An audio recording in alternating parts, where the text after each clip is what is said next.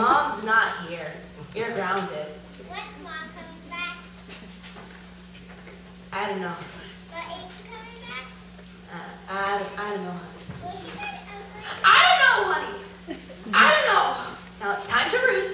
Go brush your beaks and don't use all the water. My bill's big enough. When Ida said she'd go, I had to let her. Ashamed because this apron suits her better.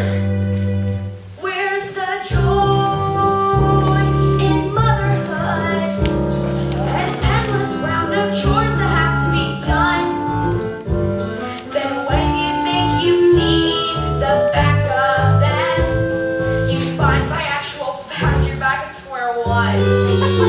There's no joy in motherhood, or if there is, it's something I just can't see. Yet Ida somehow goes with all of this, and then on top of that, she puts up with me.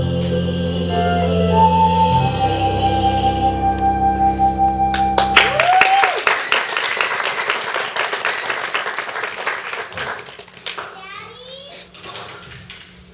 Now what?